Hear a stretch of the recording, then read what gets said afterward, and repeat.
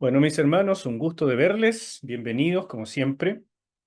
Voy a levantar la presentación y con esta presentación nos vamos entonces a guiar en esta clase número 4, donde vamos a hablar sobre la caída y redención.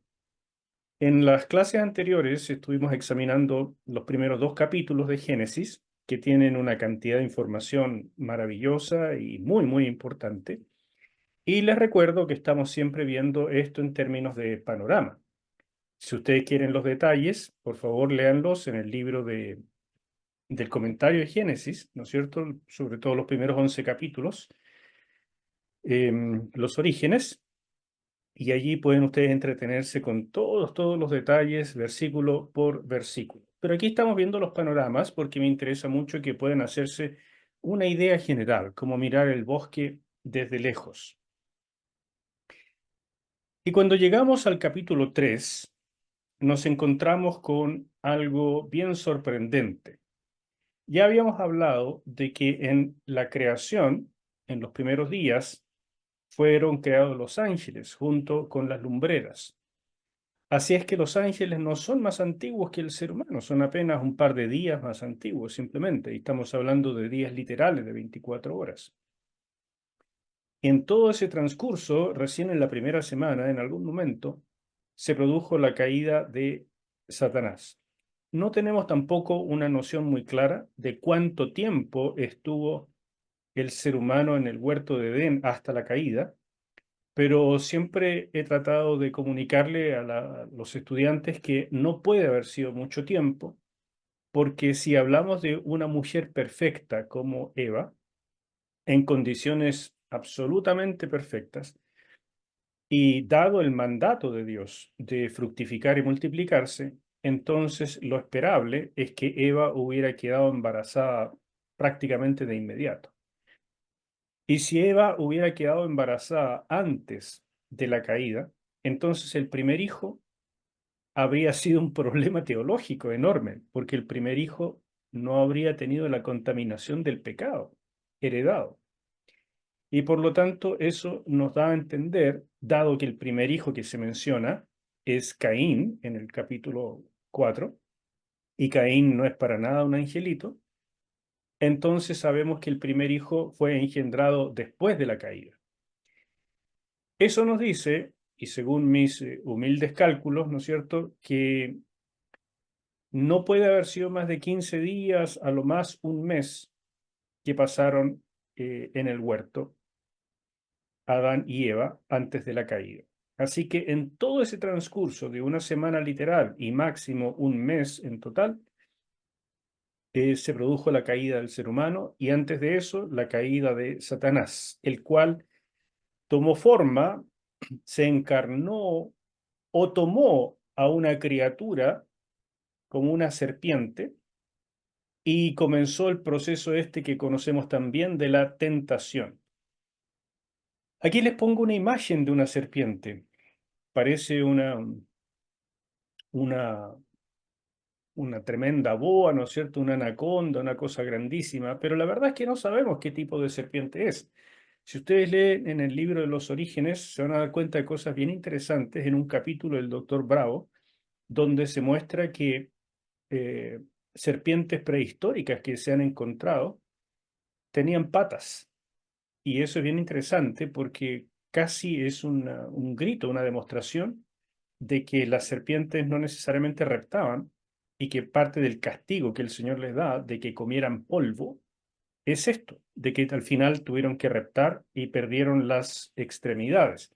Y eso se nota en la osamenta de las serpientes prehistóricas, de que tenían patas, y aún hoy la mayor parte de las serpientes tienen como patas que se van a formar, pero se truncan antes de salir y quedan ahí. Esos son descubrimientos científicos, no es algo que esté inventando, pero llama poderosamente la atención, dado que según la evolución el proceso es exactamente al revés. Salen patas porque es una mejora en la evolución, no que a alguien se le quiten las patas. Bueno, eso es solamente un dato. El punto es que no sabemos si fue una forma de encarnación o una posesión a esta criatura, ni tampoco sabemos cómo se comunicaban los seres humanos con los animales del huerto en aquel entonces, pero la serpiente habló con Eva y a Eva no le pareció nada de extraño esto. Por lo tanto, era algo que se usaba en ese minuto. Tampoco les puedo decir que haya sido una comunicación verbal, tal vez era de otro tipo o un lenguaje más simple. No quiero inventar. Simplemente hubo una comunicación acá y los dos se entendieron bien. Ahora, el punto teológico de esto es que aparece una palabra dos, una palabra alternativa. Porque en Génesis, el capítulo 1, la fórmula con que se presenta la creación es, y Dios dijo.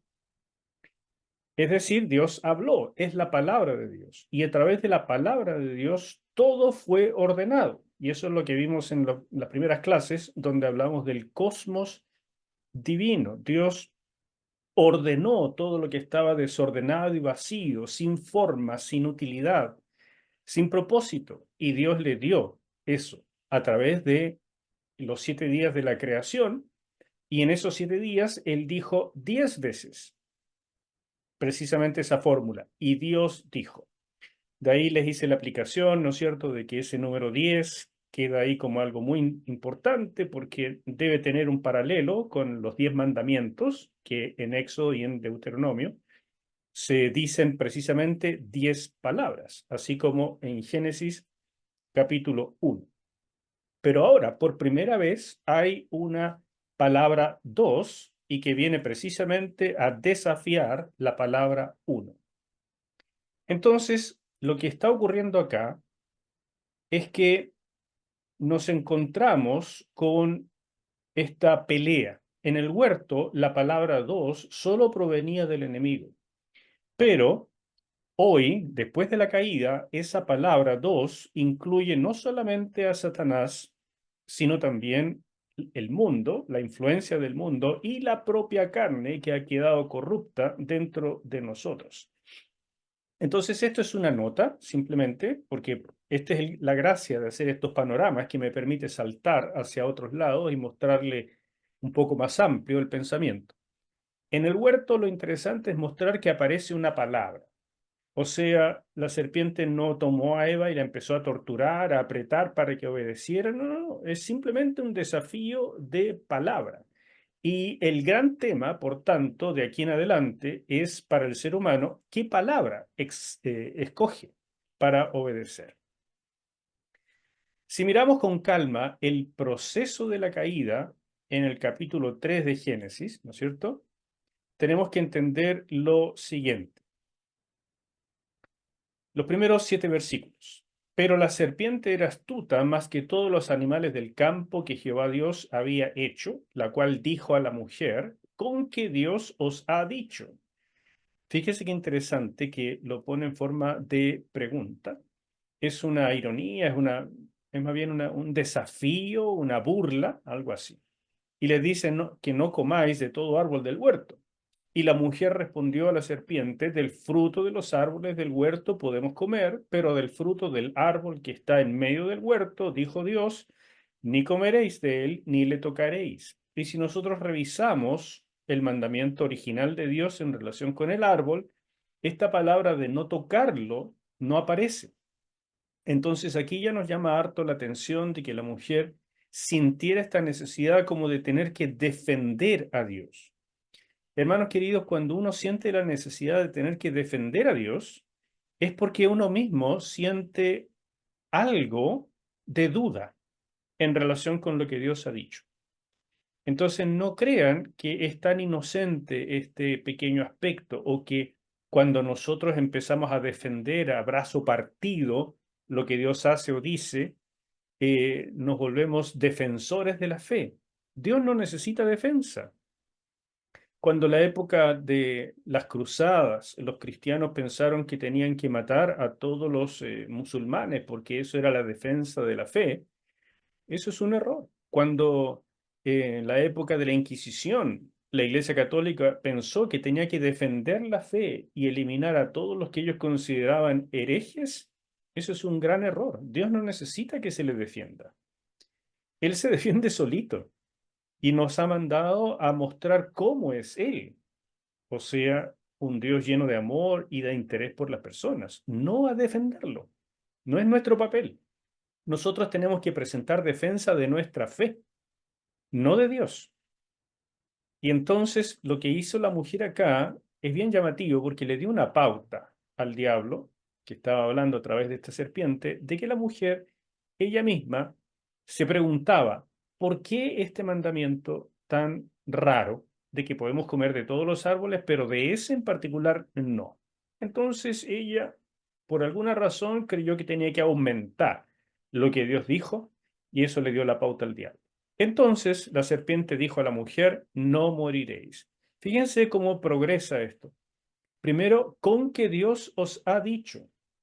Entonces es como una burla, como poner en duda. Pero aquí es una negación directa de lo que Dios ha dicho. Esta es la palabra dos. ¿Se fijan? Primero lo pone como una pregunta, pero después es una negación directa. Aquí tenemos una palabra Dios, sino que es una palabra dos, quise decir, sino que sabe Dios que el día que comáis de él, de ese árbol, serán abiertos vuestros ojos y seréis como Dios, sabiendo el bien y el mal. Es decir, no solamente niega diciendo, no, es mentira lo que Dios ha dicho, no van a morir, de cierto no van a morir. En segundo lugar, le dice, el problema es que Dios es un envidioso. Dios es un tipo eh, muy pesado porque quiere todo para él y no ceder nada. Pero si ustedes llegan a comer, entonces van a ser abiertos los ojos y seréis como Dios.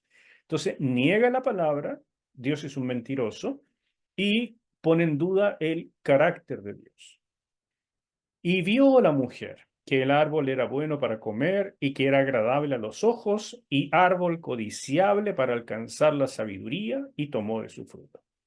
Fíjese que la mujer vio, consideró, se, se planteó el asunto, dijo, oh, mira, es súper lindo, es agradable, bueno, etcétera, y codiciable.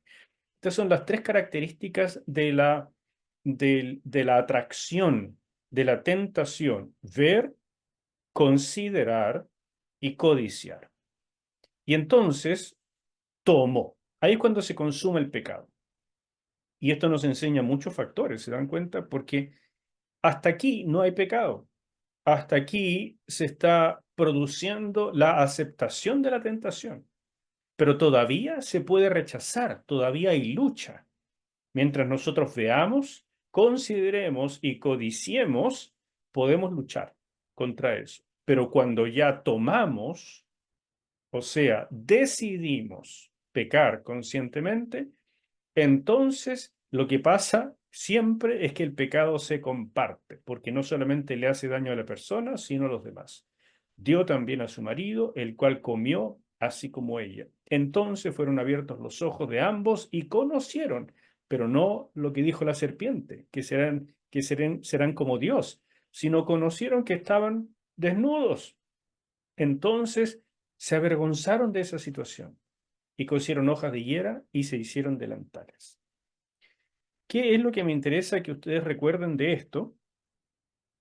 Es que, en primer lugar, hay aquí una palabra que es puesta en duda. Es lo que ya les dije, ¿no es cierto?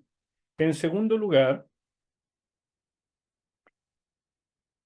hay una decisión de independencia de Dios, porque Dios había dicho y Dios puso las consecuencias, pero tomaron la decisión de independizarse de lo que Dios había dicho y eso es propiamente el pecado.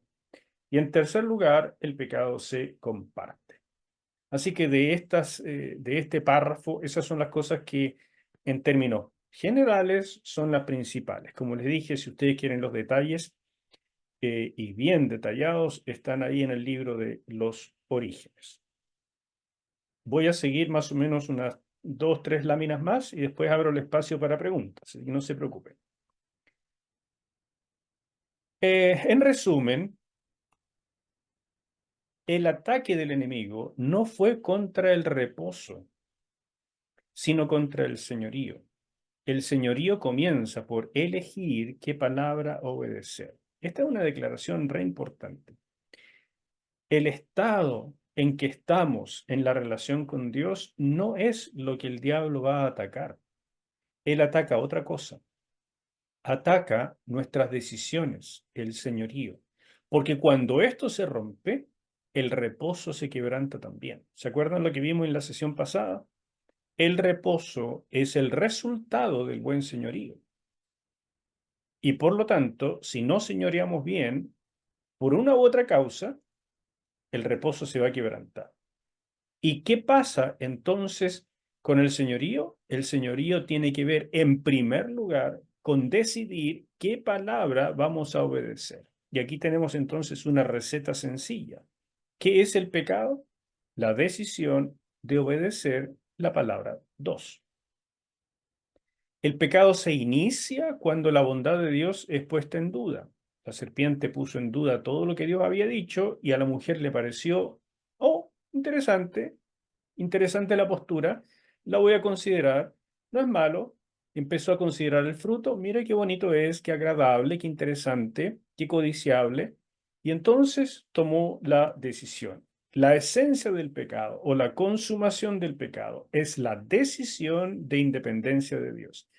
Estas son definiciones teológicas, mis hermanos, que yo les ruego que ustedes se anoten en su Biblia, que se las anoten en algún cuaderno, que las empiecen a tratar como verdaderos estamentos teológicos que surgen del primer libro de la Biblia, porque de ahí es que se produce toda la teología del Pentateuco y del Pentateuco toda la teología del Antiguo Testamento, y el Nuevo Testamento no cambia esa teología, sino que la profundiza y enfoca en la persona de Jesús.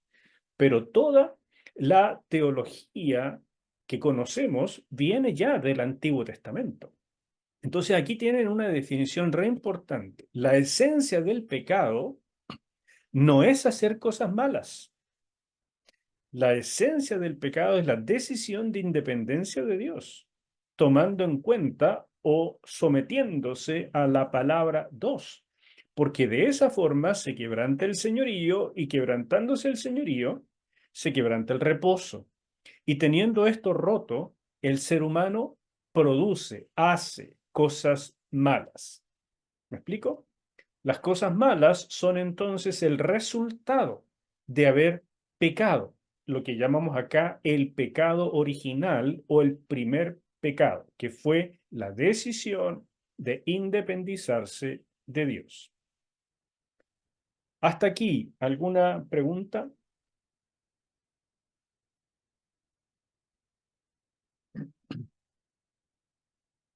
¿Nada todavía?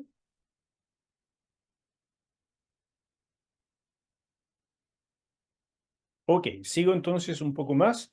Siéntanse libres de levantar la manito nomás y si necesitan preguntar o decir algo. Otra cosa que es interesante de considerar es el efecto de las palabras, y me refiero entonces a la palabra de Dios y a la palabra alternativa, la palabra de Satanás.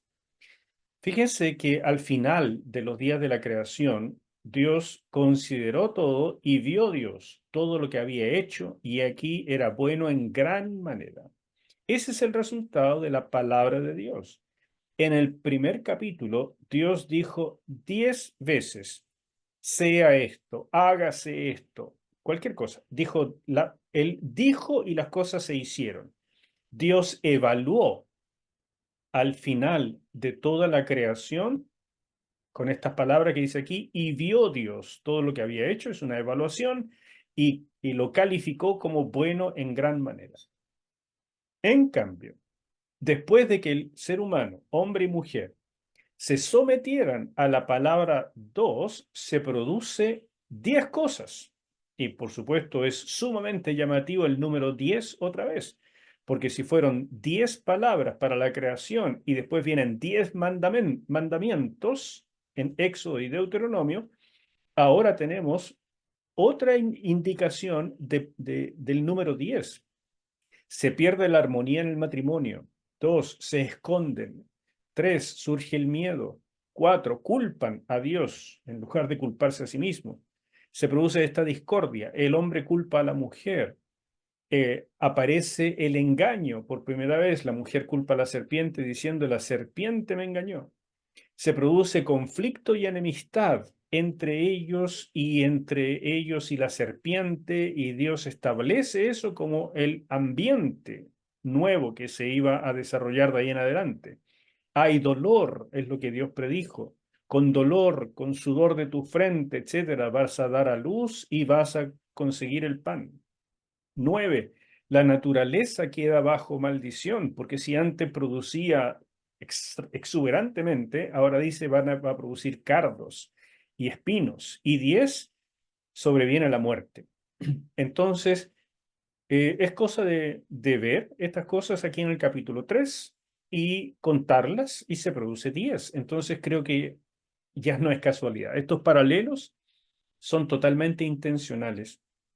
Y además de que estamos hablando del mismo autor, entonces él está ordenando esto para que el lector atento se dé cuenta de que están pasando cosas y que el número 10 va a ser fundamental de ahí en adelante en la revelación bíblica, en la revelación sobre todo de lo que tiene que ver con Israel. Si nosotros miramos en la revelación posterior, nos damos cuenta de cosas como la siguiente. En el Salmo 107:20 dice, envió, ¿quién? Dios, ¿no es cierto?, su palabra y los sanó y los libró de su ruina. Ese es el efecto de cuando Dios dice de la palabra de Dios. Pero en cambio, Jesús se encontró con una mujer encorvada en una sinagoga y dijo, y a esta hija de Abraham que Satanás había atado 18 años, ¿no se la debía desatar de esta ligadura en el día de reposo? O sea, este es el efecto de lo que Satanás logró en el mundo. Es lo que vamos a llamar de aquí en adelante el orden o cosmos satánico. Aquí es donde vemos la muerte, la enfermedad, la posesión demoníaca, la demonización y tantas otras cosas. El dijo Satanás se vuelve extraordinariamente potente y sigue siendo igual de atractivo para los seres humanos como lo fue en Edén. Así es que ustedes pueden continuar esta tabla, casi, no sé, cientos de pasajes, donde van a ver, por un lado, el efecto positivo maravilloso de cuando Dios dice o cuando Dios manda su palabra, especialmente en Juan 1:1, que dice que el verbo, el logos de Dios, la palabra de Dios, se hizo carne. O sea, no puede haber nada más extraordinario, mientras que las obras de Satanás son absolutamente destructoras. Y entonces llegamos a este resumen importante también, y es que Satanás obtiene una cierta victoria en el huerto. ¿Cuál es esta victoria? En primer lugar, el hijo rey, o sea, Adán, porque fue creado y se le dio autoridad, se le dio señorío, es destronado. Pero sin señorío no hay reposo. Entonces la humanidad queda ahora en una condición muy inestable, en una condición donde va a tratar de lograr el reposo por sus propios medios. Y como eso es imposible, va a tratar de hacerlo por la opresión del hombre por el hombre, de la explotación de la naturaleza y de tantas otras formas que el hombre inventa, al punto que estamos constantemente combatiendo contra el poder, la desigualdad, la maldad, la violencia, etc. Todo eso es la manera en que el hombre está buscando reposo, pero no de la manera correcta. Eso es el producto, es la primera victoria que logra Satanás. Entonces el lector, por supuesto, se pregunta, ¿qué es lo que va a pasar entonces con el hombre y con el plan de Dios? Y el Señor pudo perfectamente haber concluido todo aquí, haber anulado la creación, muertos todos, caput, ¿no es cierto? Pero decidió iniciar este proceso de las iniciativas que les conté en la sesión pasada. Esa es la gracia de Dios. En lugar de destruir, eh, reciclar. ¿Se fija? Para Dios nosotros no somos desechables, somos reciclables. A pesar de que nacemos ya con una situación bien complicada, porque nacemos con el estigma, con la marca de esta tendencia al pecado irresistible. Otra cosa que está en la victoria de Satanás es que obtiene simiente. Satanás es un ángel y por lo tanto no puede reproducirse. No digo que no puedan tener relaciones sexuales los ángeles, pero en la calidad de ángel no pueden reproducirse. Sin embargo, millares de ángeles le siguieron en su caída y ahora la humanidad le pertenece. Por eso que todo ser humano va a compartir el destino eterno de Satanás y sus ángeles, a menos que se vuelva a Dios, a menos que acepte la redención. Entonces, fíjense qué interesante. La revelación bíblica nos dice que el ser humano no nace bueno y se echa a perder en un proceso paulatino, en un proceso social. No, nos dice que el ser humano nace con problemas, nace malo, nace condenado para ir al infierno, pero por la redención puede pasar de un lado a otro. ¿Se fijan? El cosmos de Dios, que se caracteriza por reposo, señorío y bendición, se pierde por el pecado y entramos al caos, que se transforma ahora en una forma de orden. El caos es la forma de orden o cosmos satánico. Y se entra aquí por la desobediencia o el pecado, la decisión de independizarse de Dios. Sin embargo, y esto es lo que vamos a ver en la primera, o mejor dicho, en la segunda iniciativa divina, Dios comienza el plan para poder regresar del cosmos satánico al cosmos de Dios.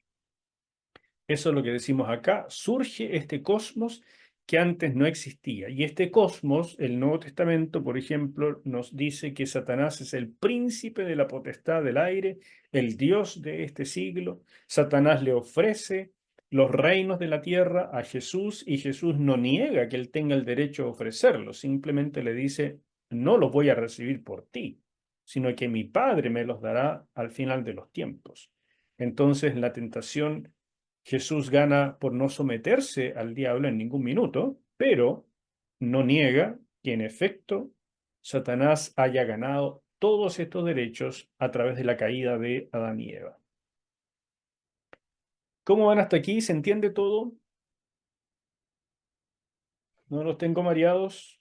Tengo una duda con el señorío de, en estos tiempos, o sea, después de la caída, es decir, en este cuadro que estamos viendo acá dice cosmos de Dios y el caos, y va y vuelve, es decir, en algún minuto nosotros sí tenemos señorío o lo perdimos absolutamente después de la caída.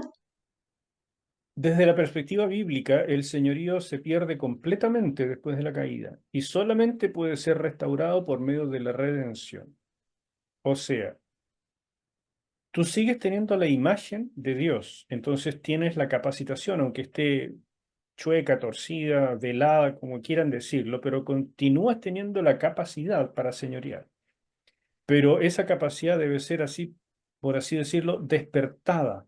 Necesitas una energía divina en ti que comience la formación de Cecilia a la imagen del Hijo de Dios, y eso es tanto Antiguo como Nuevo Testamento, para que el señorío se restaure, el verdadero señorío, porque el verdadero señorío es actuar como soberano sobre la creación para Dios. Eso es lo que a veces complica un poco de entender. El ser humano permanece soberano sobre la creación, pero ya no para Dios, sino para sí mismo y Satanás. Eso es lo que se perdió. Entonces, cuando el ser humano tú ves que sobreexplota a la creación, sobreexplota a los animales, sobreexplota al prójimo, no tiene misericordia, etcétera, es porque puede hacerlo, es porque es Señor. O sea, el ser humano tiene el permiso de Dios de comer animales. El ser humano tiene el permiso de pescar animalitos, peces, ¿no es cierto?, en los mares.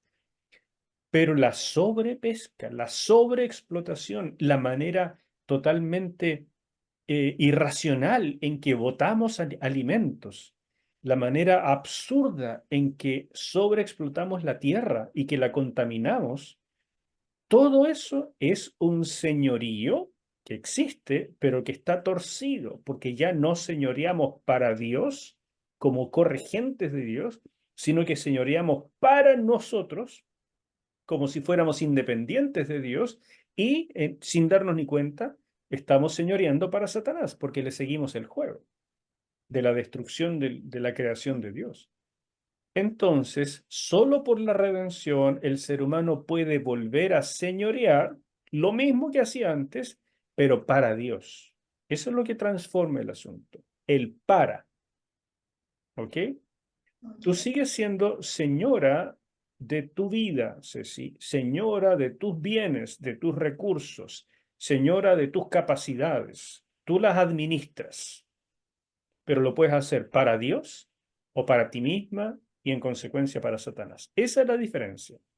Ahora, cuando el redimido, el que ha pasado de aquí a acá por medio de la fe, por desobediencia vuelve acá, no significa que ha perdido su salvación, ese es otro tema, pero significa que vuelve a comportarse como un inconverso y vuelve a señorear para sí mismo y no para Dios.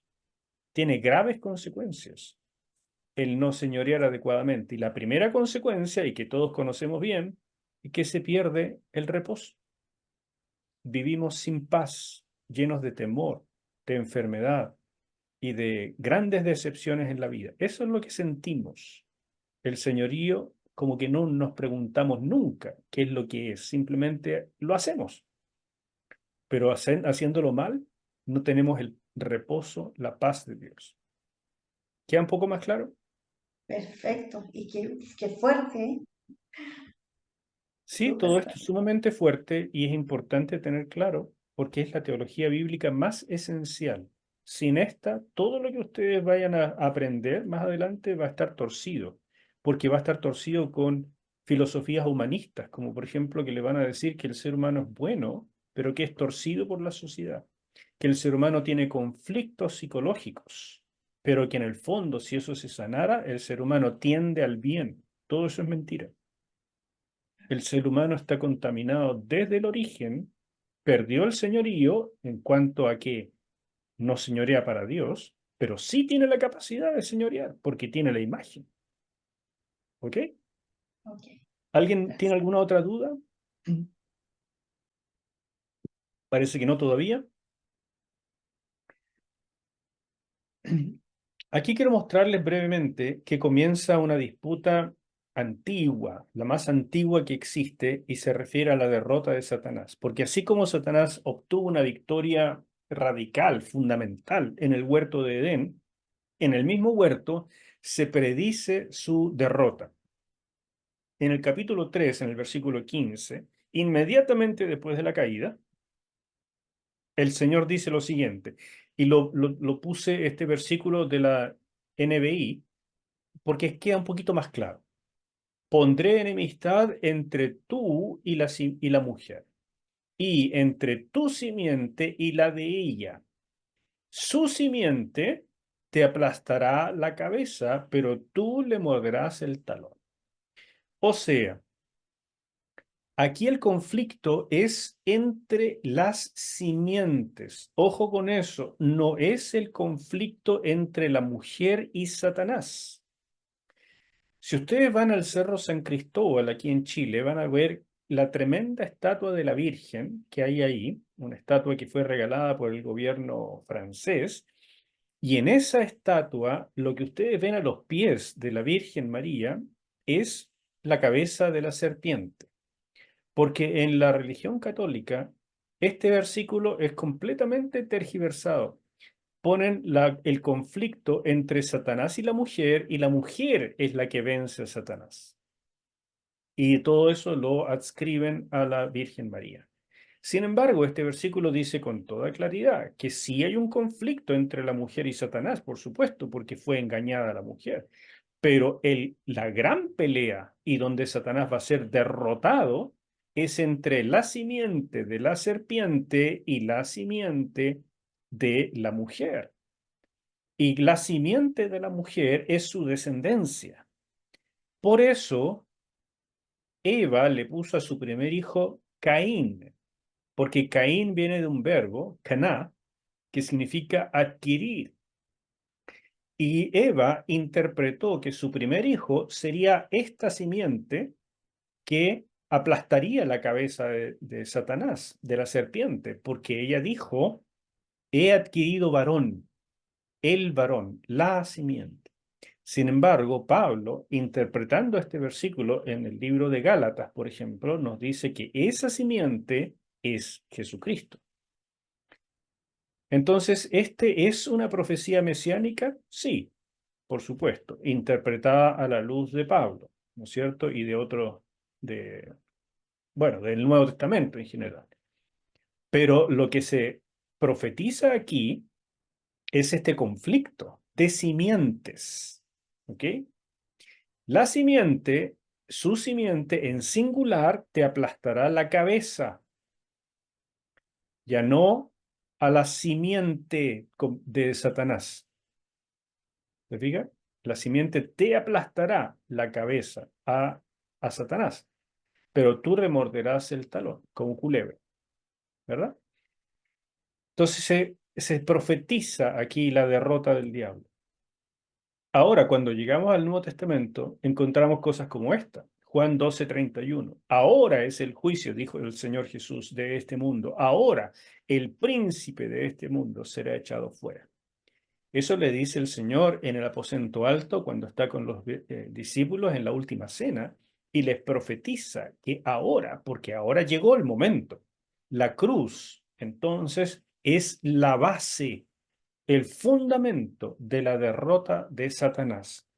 Sin embargo, la derrota no es consumada en la cruz, es la base. La derrota se consuma al final de los tiempos en el juicio del gran trono blanco, porque dice Apocalipsis 20:10, y el diablo que los engañaba fue lanzado en el lago de fuego y azufre donde estaban la bestia y el falso profeta, y serán atormentados día y noche por los siglos de los siglos.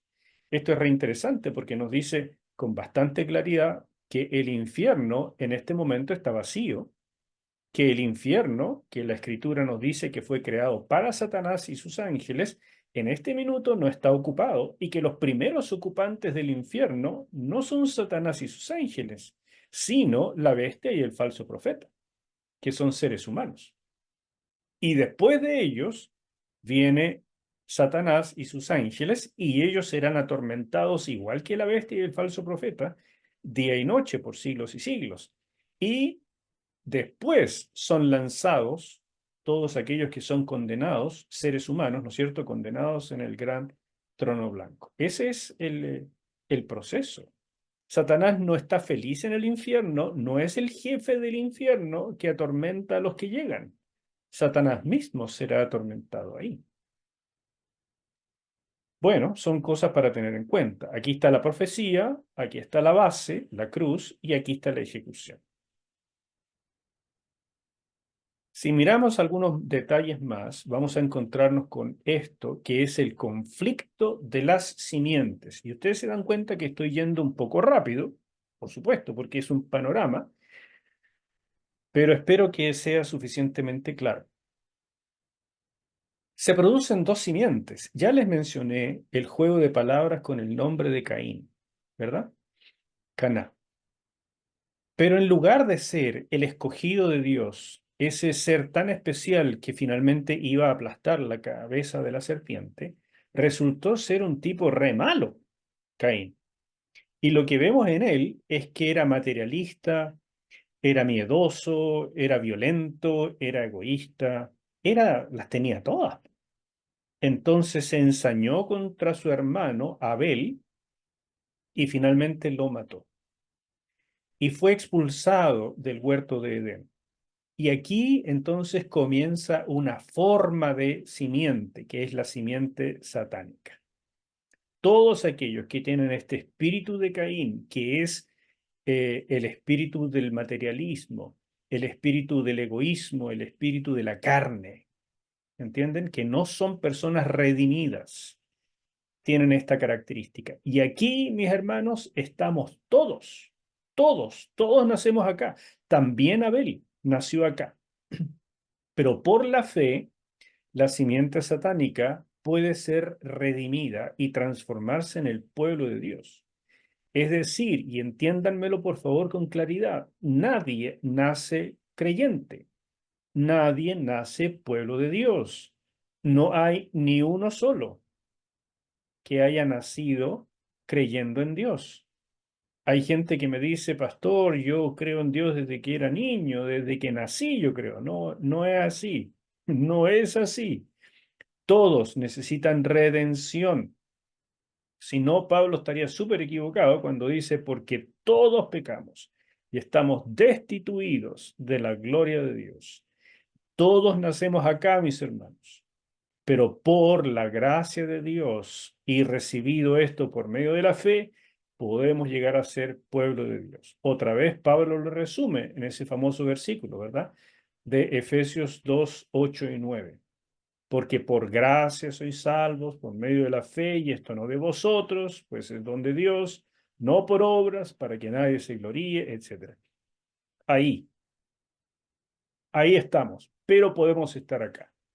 Entonces, Abel muerto es reemplazado en esta línea, porque existe esta línea ahora, esta línea que se produce de todos los que salen de acá por medio de la fe, esta línea es continuada por Set, que se caracteriza porque proclaman el nombre de Dios, se sienten y saben que son pueblo en misión, se caracterizan por fe, esa fe los redime y eso que redime es el señorío, señorean para Dios y su vida se caracteriza por reposo.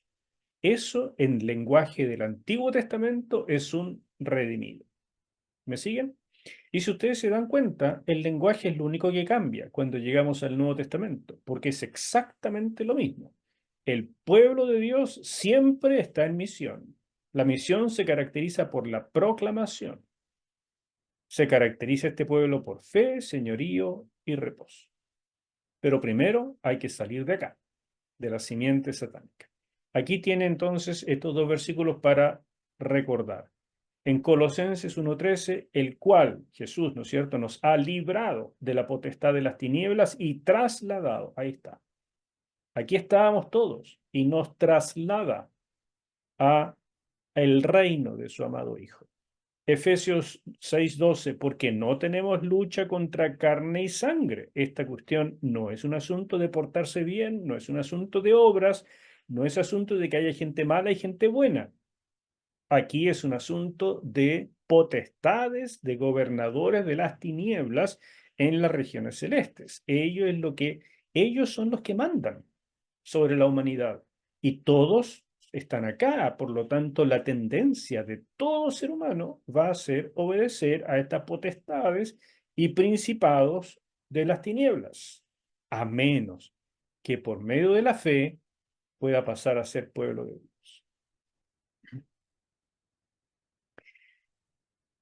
Dios dijo todo lo que dijo en el capítulo 1 y todo fue bueno en gran manera. Pero aparece una palabra 2 y esa palabra 2 destruye todo.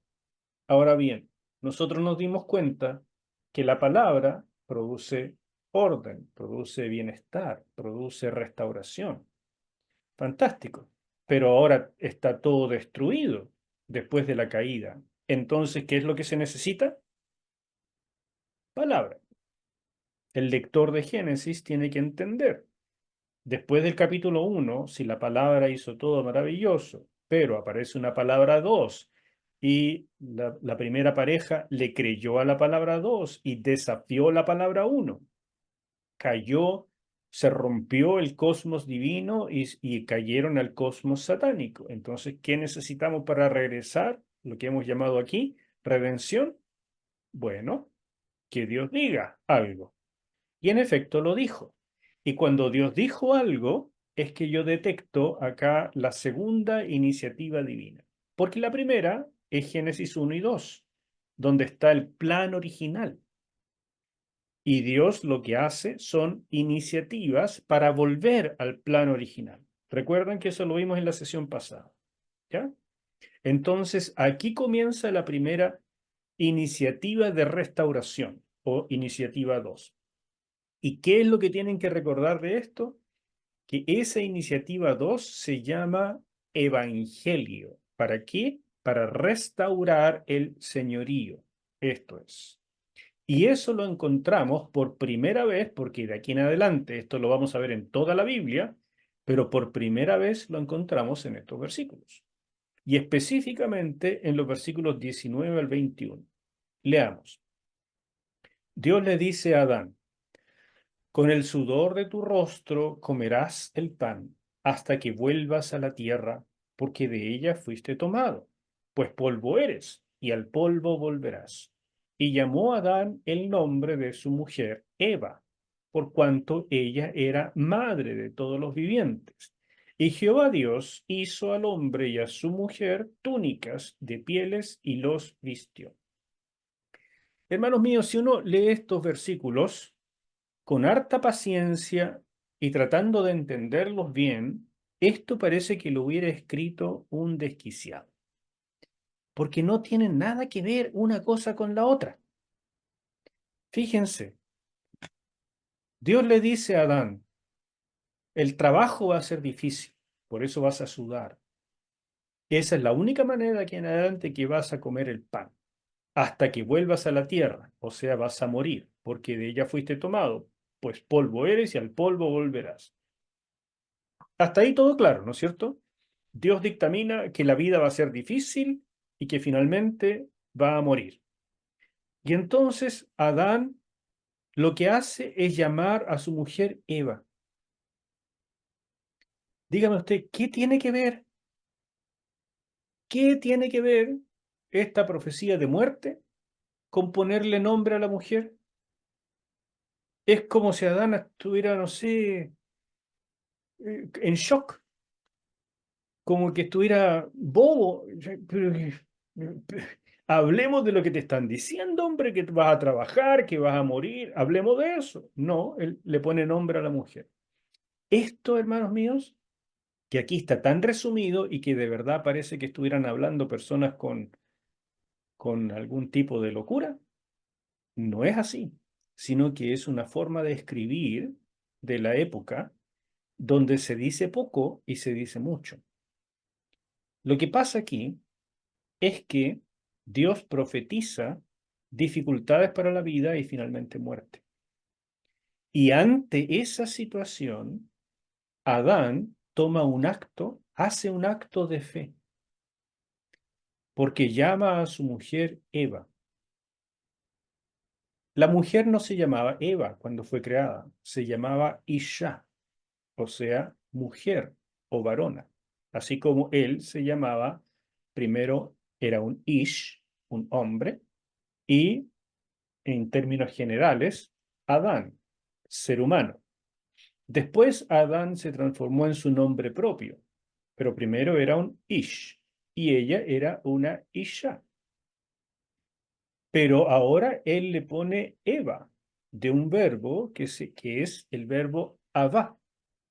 Y ese verbo significa producir, significa abundancia o producir en abundancia. Entonces resulta que Adán hace un juego de palabras y le pone a la mujer un nombre a propósito de una palabra que tiene la sensación de que ella va a producir una tremenda progenie. Por cuanto dice Adán, ella era madre de todos los vivientes. Bueno, ¿cuál es el asunto? El asunto es que si Dios le está profetizando que va a morir, ahora Adán dice, sí, Señor, porque tú lo has dicho, no hay forma de darle vuelta a esto. Vamos a morir, pero no antes de que mi mujer y yo tengamos hijos. Porque tú nos dijiste que fructificáramos y nos multiplicáramos. Así es que Tú dijiste que, que fructificáramos y multiplicáramos, y tú dijiste que vamos a morir. Por lo tanto, las dos cosas son ciertas. Pero primero vamos a fructificar y multiplicarnos. Porque tú lo dijiste. Eso es fe en la palabra de Dios.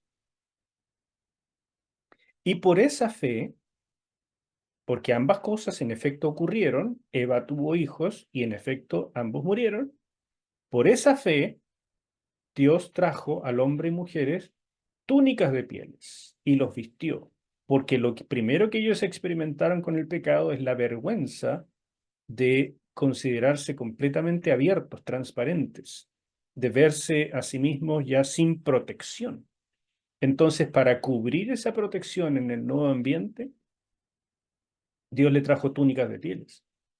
Pero ustedes saben perfectamente que ningún animal suelta la piel sin derramar la sangre. Y yo siempre hago el chiste acá de que por qué Dios no le trajo mejor un chaleco chilota, ¿verdad?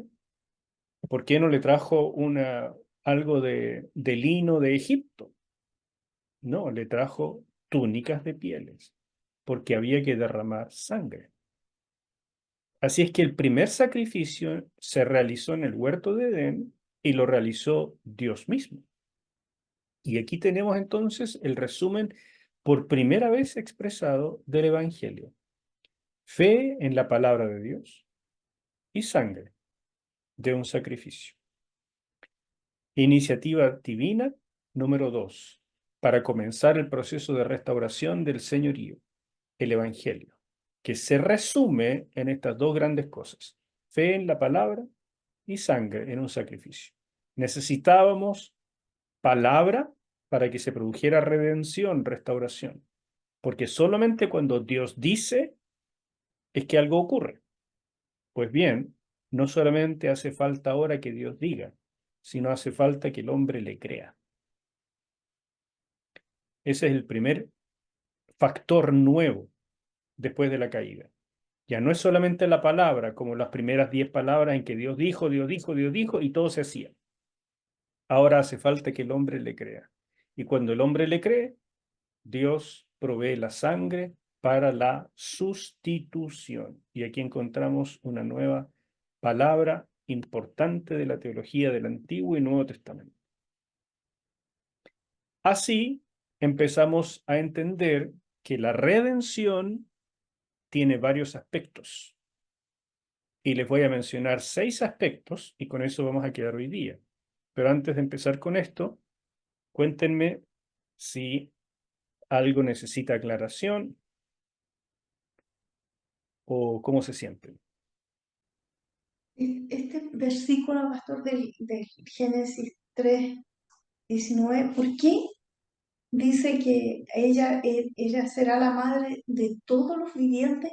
Cuando uno analiza un poco, o sea, porque ella fue la principal pecadora que hizo comer a Adán, aunque los dos tienen la culpa, pero ¿por qué llamarla madre de todos los vivientes? Está bien que ella ha sido la primera mujer que tuvo hijos, pero considerarla de todos los vivientes.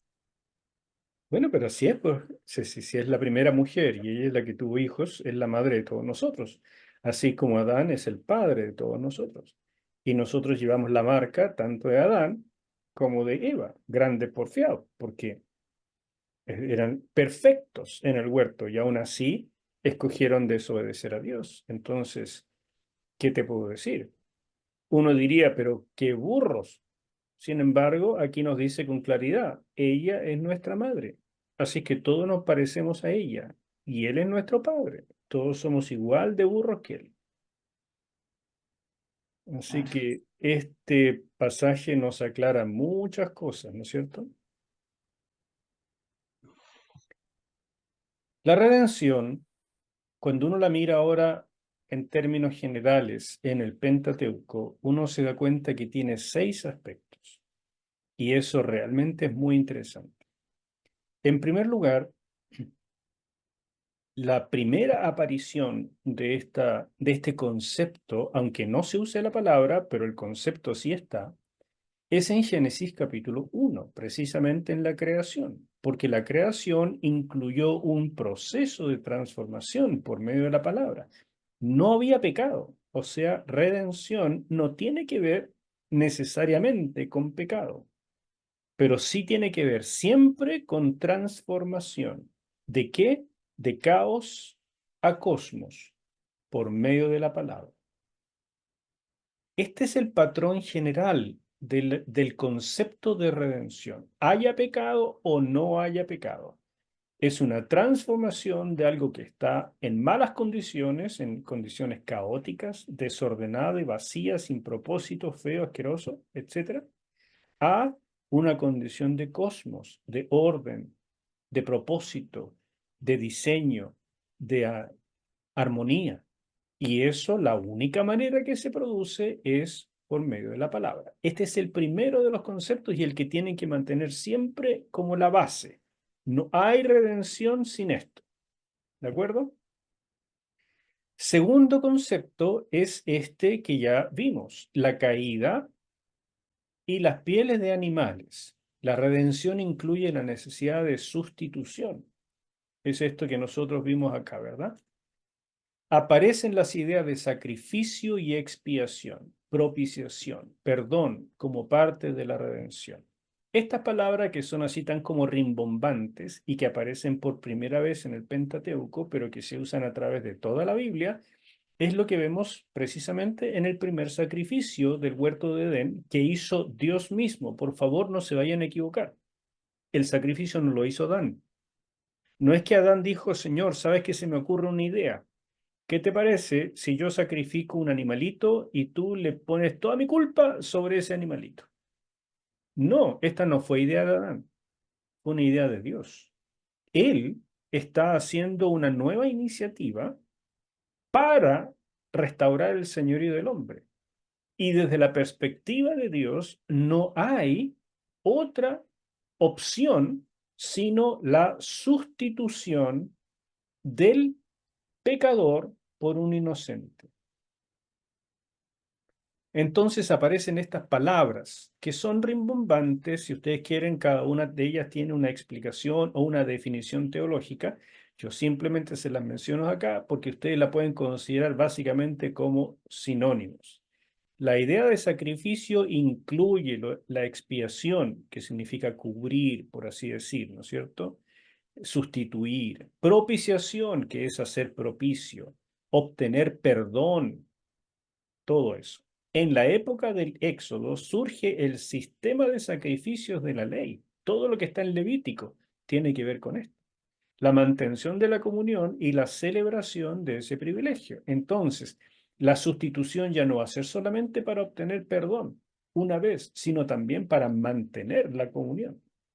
Entonces, el sistema sacrificial del libro de Levítico nos enseña cosas importantísimas que llegan hasta el Nuevo Testamento. Y en el Nuevo Testamento entendemos, por ejemplo, que la sangre de Jesús nos limpia de todo pecado. ¿No es cierto? Ahí está la sustitución. Pero también nos dice, primero de Juan 1:9, que abogado tenemos para con el Padre a Jesucristo el justo. Y cuando nosotros vamos a Él y confesamos nuestros pecados, ¿verdad? Él es nuestro abogado y nos limpia de todo pecado. Entonces resulta que ahí le está hablando a creyentes. De manera que la sustitución es necesaria también para el perdón de los pecados de los creyentes, no solo de los inconversos para llegar a ser creyentes. Entonces el sistema sacrificial de Levítico ya nos enseñaba todo eso y el Nuevo Testamento lo apropia eso y lo transfiere todo en la figura de Jesús. Todo, absolutamente todo el sistema sacrificial. La primera aparición del Evangelio, entonces, que es fe y sangre, es lo que les mostré antes. Por lo tanto, si el primero era de caos a cosmos por medio de la palabra, ahora aparece un nuevo concepto, redención y sustitución. Y sustitución tiene que ver con creer lo que Dios ha dicho, en primer lugar, y la sangre de un sacrificio o de un sustituto. ¿Me siguen? Así que cuando hablamos de redención ya tenemos dos elementos. El primero es la base, redención por medio de la palabra. Segundo, redención por medio de sustitución, siempre que se haya creído la palabra. ¿Ya? Tercer elemento, redención como liberación de la esclavitud por el poder de Dios. Aquí les traigo una imagen que aparece, que los arqueólogos han encontrado en las pirámides de Egipto, donde se muestra a todos los pueblos que fueron esclavizados por los egipcios para hacer diversos trabajos. Entre estos grabados hay también muchas semitas que fueron esclavizados. No se especifica en ninguno de ellos que fueran israelitas, pero los semitas son una gran población que no solamente incluye a los judíos, sino a varios otros pueblos también. Y muchos de esos pueblos, por diferentes causas, vivieron en la parte eh, norte de Egipto, donde en efecto vivió también Israel, cerca del delta. Entonces, en, ese es más bien el noroeste de Egipto. Y estos grabados se lo traigo a colación porque Egipto, igual que los grandes imperios, siempre subsistió a través del duro trabajo de miles, millones de esclavos. Dentro de esos esclavos estuvo alguna vez Israel. Y Dios dijo lo siguiente: por tanto, dirás a los hijos de Israel, yo soy Jehová y os sacaré de debajo de las tareas pesadas de Egipto y os libraré de su servidumbre y os redimiré con brazo extendido y con juicios grandes. Qué interesante eso. Aquí se une entonces redimir con liberar y junto con liberar, grandes juicios. Tres palabras o tres conceptos que deben mantener ahora como algo nuevo en el término redención. Lo que hace la redención es sacar al redimido de una condición de esclavitud. Lo saca, lo libera. Para lograr hacer eso, hay grandes juicios que se están desarrollando, aunque nosotros ni siquiera lo veamos. Otra vez lo repite en Éxodo 12:12 y nos da una información adicional. Pues yo pasaré aquella noche por la tierra de Egipto y heriré a todo primogénito en la tierra de Egipto, así de los hombres como de las bestias, y ejecutaré mis juicios en todos los dioses de Egipto. Así que estos grandes juicios, y aquí está hablando de la 10ª plaga, la última, estos grandes juicios tienen que ver con juicios a los dioses. Los dioses en Egipto no es que no existieran, mis hermanos, sino que es una forma inapropiada de hablar de seres espirituales malignos. O sea, estos son demonios, principados, potestades, etcétera, etcétera. Pero sí existen, existían y existen. Entonces, cuando Dios libera a su pueblo, Él ejecuta juicios sobre aquellos que los tienen esclavizados. Aquí fue literalmente sobre una nación que esclavizaba a su pueblo. Pero junto con eso, aquí nos da la pista. No es solamente contra la nación que fueron las plagas. Esto fue un juicio contra los dioses, los poderes espirituales que esclavizan a la humanidad. Cada vez, hermanos míos, que hay redención, hay una liberación y hay un juicio. ¿Ok? Ahora, si uno mira, por ejemplo, este pasaje de Deuteronomio 26:8 dice, y Jehová nos sacó de Egipto con mano fuerte, con brazo extendido, con grande espanto y con señales y con milagros. Es lo mismo que está diciendo acá, pero aquí nos dice cómo ejecutó los juicios. Son poderes sobrenaturales. Esto no es un asunto que pueda hacer el ser humano. El ser humano no puede levantarse, por ejemplo, en una revolución política y desde ahí en adelante imponer el reino de Dios en la tierra. Eso sería absurdo. El ser humano no puede imponer algo que es divino. Entonces, el único que establece un nuevo cosmos, sacando a la persona del caos satánico para llevarlo por medio de redención a una nueva condición, es Dios. Y lo hace por medio de tremendos juicios, aunque nosotros ni siquiera lo veamos. Tremendos juicios contra los principados y potestades de las tinieblas. Si hacemos un paralelo con el Nuevo Testamento, ustedes van a ver esto. Colosenses 1:13, el cual nos ha librado y trasladado. Aquí está la potestad que nos tiene esclavizados o nos tenía esclavizados. Cuando alguien es redimido, otra vez, y ustedes se dan cuenta que esto es Colosenses, esto no es Éxodo, es el mismo concepto, pero ahora está completamente espiritualizado porque nosotros no somos sacados de la esclavitud literal de una nación, sino que somos trasladados de un reino a otro. Juan 12:31. Ahora es el juicio de este mundo. Es un juicio, hermanos. Satanás fue juzgado para que nosotros pudiéramos ser redimidos. Y 16:11, por cuanto el príncipe de este mundo ha sido ya juzgado. Todo eso ocurrió en la cruz. Entonces, cuando nosotros pensamos en la cruz, hermanos míos, a lo mejor pensamos en dolor, en muerte, en sacrificio, en un mártir, en cosas así. Pero rara vez pensamos en que se estaba ejecutando un juicio. El mismo juicio que cayó sobre Egipto en términos muy pequeños, porque afectó solamente una pequeña zona del mundo y liberó solamente una pequeña cantidad de gente de una esclavitud literal y espiritual. Aquí en la cruz se libró la batalla universal y cósmica, porque se dio la opción, la posibilidad, la energía, si ustedes quieren, para la liberación, redención de toda la humanidad y para el juicio de todas las entidades espirituales, incluyendo a su jefe, el príncipe de este mundo. Eso es la cruz. Pero son los mismos términos que ustedes vieron en Éxodo, ¿no es cierto? Entonces ya tenemos tres cosas de la redención. Redención por el poder de la palabra, Dios dijo. Dos, el Evangelio, necesidad de sustitución y fe en la palabra. Tres, traslado, liberación, junto con un juicio. Tres conceptos de redención. Cuarto, redención como ser separados para servir o adorar a Dios. Esto es maravilloso.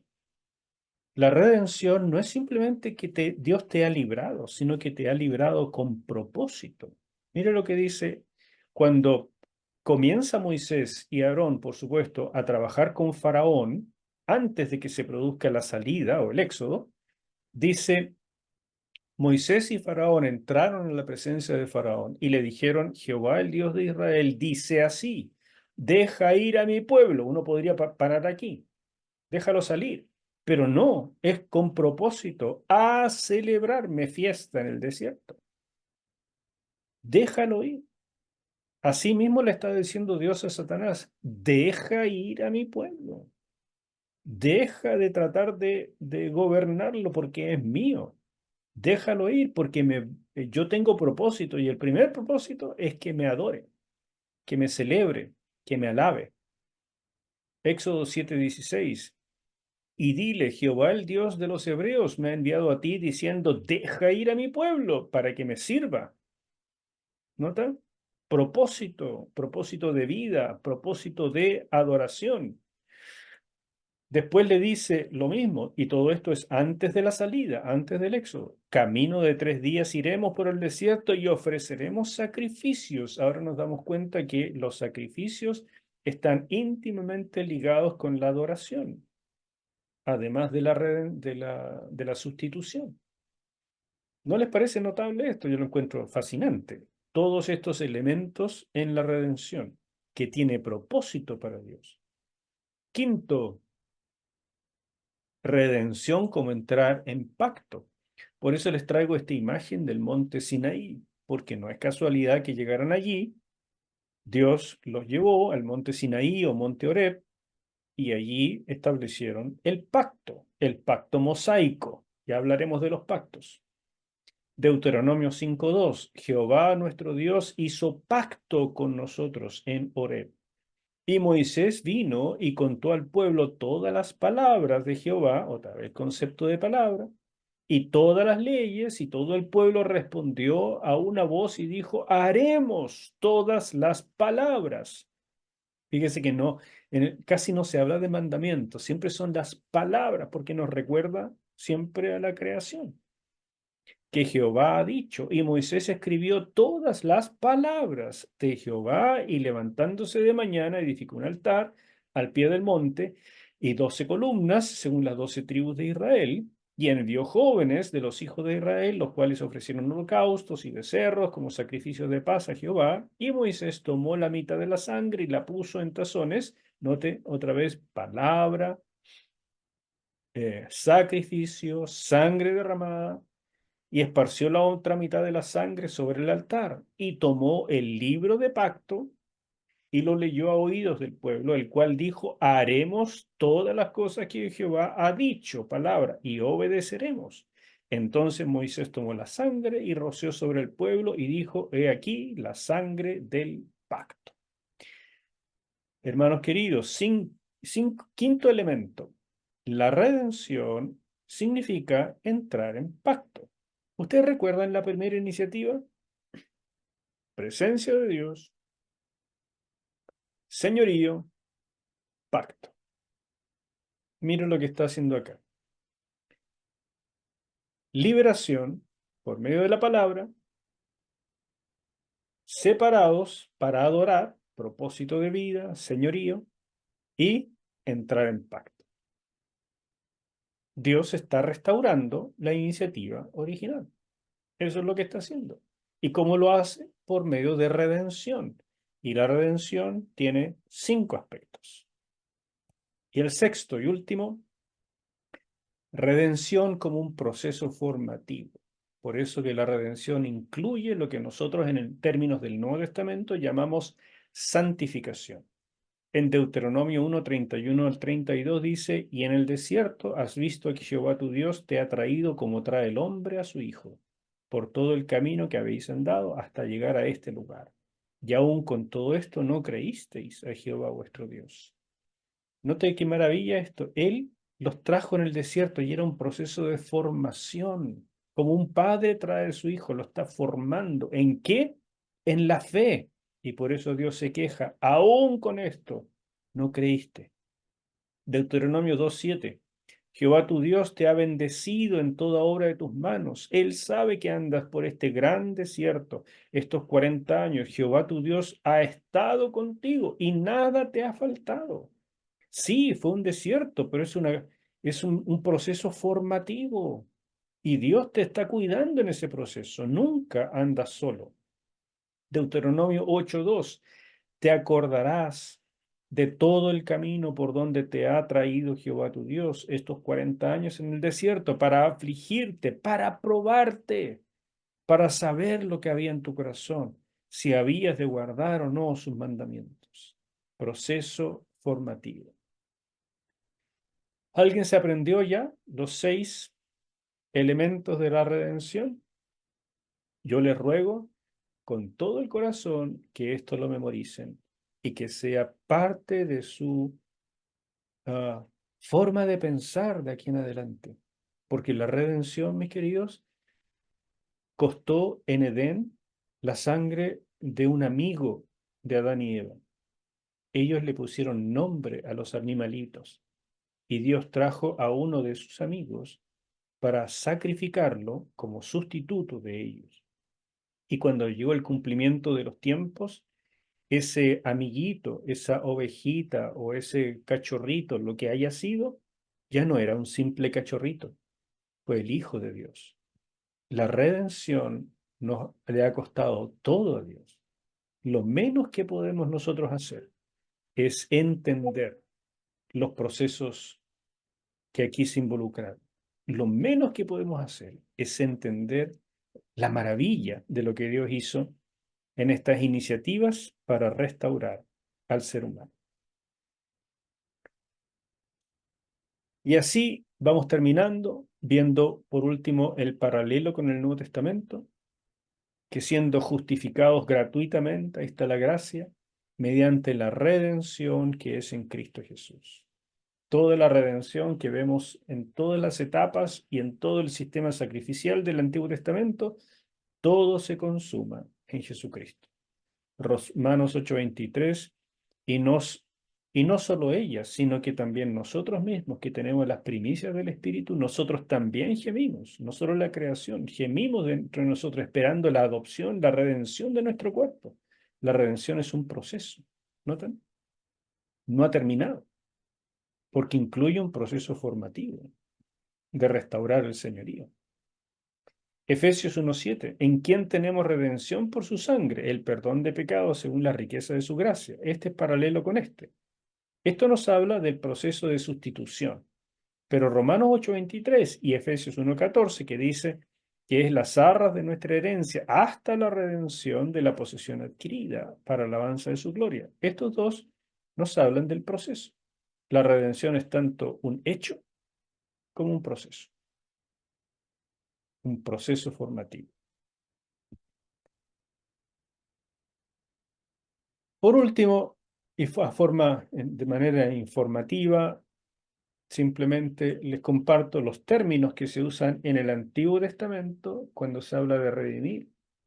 Es el término goel, redentor, que viene del verbo gaal, redimir, liberar, vengar, asumir, restaurar, rescatar, todo eso. Pada, que significa redimir, pagar o rescate. Y kafar, de donde viene la palabra caforet. Caforet es esto, es la tapa del arca, porque sobre el caforet, que después se tradujo como propiciatorio, aquí se derramaba la sangre para la expiación de todos los pecados en el día de expiación, en el Yom Kippur. Todo eso, como les he dicho, se cumple en el sacrificio de Cristo. Pero esta es la palabra tal vez más importante de todas, que se traduce generalmente redimir, propiciar o expiar. Pero mientras kafar es el verbo, kaforet es la tapa del propiciatorio. Y en el Nuevo Testamento las palabras son otras, porque son en griego, pero es más o menos lo mismo. Agorazo, que es comprar, redimir, por ejemplo, comprar a un esclavo y sacarlo, por lo tanto, del mercado de esclavos y llevárselo para la casa. Bueno, aquí dice, con tu sangre nos has redimido, nos has agorazo. Algunos autores querían enfatizar eso más y le pusieron una, una partícula de agrandamiento, que es la partícula ex, pero que en realidad es la preposición ec. Entonces ya es hexagorazo, que es una forma intensificada. Y la palabra lutro, que tal vez es una de las que más se usan, que es liberar contra la recepción de un rescate. Estas son las palabras que se usan en el Nuevo Testamento y las otras en el Antiguo para hablar de esta redención que ahora no se les olvide más, tiene 6 aspectos. Y termino con esto para que ustedes se lo lleven a la casa. No lo voy a ver ahora porque les mando la presentación, pero ¿qué tiene que ver todo esto que hemos hablado con el ministerio cristiano? Yo espero que ustedes saquen sus propias conclusiones, pero si no lo están haciendo, aquí está resumido. ¿Algo que decir? Eh, Quería hacer una pregunta en relación a por qué tiene que haber un sacrificio de sangre. Porque el sustituto, ¿cierto? Tiene que derramar la sangre. ¿Por qué tiene que haber un proceso de derramamiento de sangre ya desde el inicio, en el fondo, desde el Génesis, cuando el Señor hace este sacrificio y le entrega las pieles, ¿cierto? Versus que si no mal recuerdo, cuando el Señor les dice que no coman de ese árbol, del fruto de ese árbol, les dice que el, em, ¿cómo se dice? La consecuencia es la muerte, ¿cierto? Correcto. Entonces, ¿Me contestaste solo, Rodrigo? ¿por qué el sustituto tiene que morir? Por eso te contestaste solo. ¿Cuál es la Es por lo consecuencia mismo, de comer? ¿cierto? Ya, La consecuencia de comer es la muerte. Entonces, alguien tiene que morir. En primer perfecto. lugar, cuando Dios dice algo, así es. Entonces, primero, así lo estableció el Señor. Tenía que haber derramamiento de sangre. Pero cuando empezamos a ver las relaciones teológicas, nos damos cuenta que aquí hay una razón. Dios estableció una consecuencia. La consecuencia es la muerte por la desobediencia. Y la única opción de que haya restauración, redención, es que alguien pague por eso. ¿Y quién paga? Dios. Porque la creación que muere en lugar del hombre es de Dios. Entonces Dios está pagando el costo. Y si nosotros decimos, ah, claro, muy bonita, qué manera de pagar Él, si en el fondo la que muere es la ovejita. Pero ¿quién es la ovejita final? ¿Quién es el Cordero de Dios que quita el pecado del mundo? Es su propio Hijo. Entonces, eso nos muestra que en verdad, desde el principio, siempre ha sido Dios el que ha estado pagando el costo de nuestra redención. Y eso es porque obviamente las deudas se pagan en el fondo y no puede haber hay perdón, pero en el fondo tiene que ver con la justicia del Señor que las deudas se tienen que pagar. No es que haya un perdón y como que aquí no ha pasado nada. Sí, es bastante más complejo que eso, pero si tú quieres, esa es una forma simple de verlo, correcto. Es tal vez un poco más complejo en el sentido de que antes de que el ser humano existiera, Dios ya determinó esto. Y Él determinó que la desobediencia a su palabra es algo tan grave que merece la muerte. Nosotros lo vemos como algo muy simple, o desobedecer a Dios. Pero para Él no es así. Es algo gravísimo. Y es tan grave que toda la creación se somete a su palabra. Toda, menos el ser humano. Entonces es algo espectacularmente grave. Y la única manera de que nosotros lleguemos a entender cuán grave es que la pena sea extrema. Y la pena máxima es obviamente la muerte. Pero ahí viene Dios diciendo, bueno, si van a pagar por la desobediencia, y ahora la desobediencia es constante en ustedes, entonces no vamos a tener nunca relación, porque morirían a cada rato. Entonces yo escojo un sistema, iniciativas de restauración, para que podamos llegar a lo que yo planeé en el principio. Ustedes viviendo en un huerto, en mi presencia, en pacto y señoreando, pero libremente, voluntariamente, no como toda la creación que tiene que obedecerme porque así lo hice, así lo diseñé. Entonces imaginan que el universo se rebelara contra Dios. Es imposible. ¿Quién se rebeló contra Dios? Solamente el ser humano, ni siquiera Satanás. Satanás se autocontempló, por eso cayó. Y todo lo que hace ahora él es un intento de destruir, de atacar a Dios, pero porque fue destituido de su posición. Pero él no planeó rebelarse contra Dios.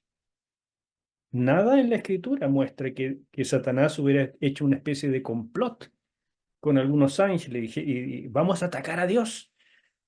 Así vistámonos de negro, así ya somos los ninjas del cielo y vamos a matar a Dios. No, no hay eso. Él se autocontempló y eso fue suficiente. Y Dios le dijo, caíste, Lucero, hijo de la mañana. Y de ahí en adelante, la naturaleza de Lucero pasó a ser Satanás. ¿Me siguen o no? La única criatura en el universo que de verdad se puede rebelar contra Dios somos nosotros. Y aún así, Dios escoge rescatarnos y sufrir Él por nuestro rescate. Pablo dice en Romanos 5, aún siendo pecadores, Cristo murió por nosotros. O sea, no porque fuéramos sus amigos, No porque le pidiéramos, por favor, haz algo por nosotros, no. En la condición de pecadores, Cristo vino a morir por nosotros.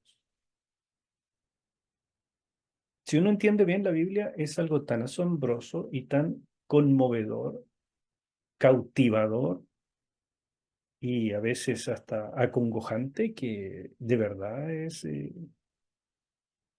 no sé qué más palabras usar, pero tenemos un entendimiento tan pequeño de lo que es el amor de Dios derramado en Jesús y en tantas otras formas. Así que les animo a apropiarse de estas verdades en términos de panorama y estudiarlas cuando ustedes quieran, en detalle, en los otros libros que les he recomendado, para que tengan ambas cosas, el panorama y el detalle, y lo disfruten, porque es la revelación de nuestro Padre para que le conozcamos.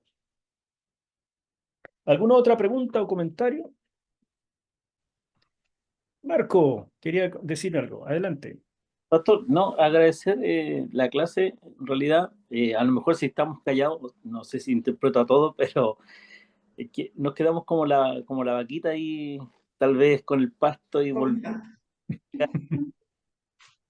porque es demasiado interesante. Entonces, siento que me pasa a mí, que quedo pensando, cuando usted hace la pregunta, yo todavía estoy como pensando en lo que dijo y, y me asombro también de esa revelación también de la palabra que está ahí y a veces nos pasamos tan rápido que no la vemos. Entonces, me fascina el Antiguo Testamento y por lo menos a mí me pasa eso. Si no hago muchas preguntas, no hablo mucho en la clase, es porque estoy ahí dándole un poquito y tratando de entender y comprender y tratar de que mi disco duro se vaya quedando algo que está expresando. Gracias, mi hermano. Lo Por aprecio eso es mucho. bueno poder volver a ver la clase después, que por lo menos yo lo hago, porque hay cosas que se van quedando y uno va... y de hecho yo he mandado alguna pregunta al pastor y ha sido muy bien recepcionada y respondida. Así que eso es buenísimo. Gracias, Ceci. Ok. Quedamos hasta aquí entonces. Dios les bendiga. Nos vemos, Dios mediante, entonces el próximo miércoles. A esta Ok. misma hora y en este mismo canal. Chao, chao. Bendiciones. Saludos, Bendiciones, que Marco. Saludos, descansen. Richard. Gracias, bendiciones. Chao, chao. Gracias. Un abrazo a todos. Gracias, un Chao, abrazo. chao. Abrazo.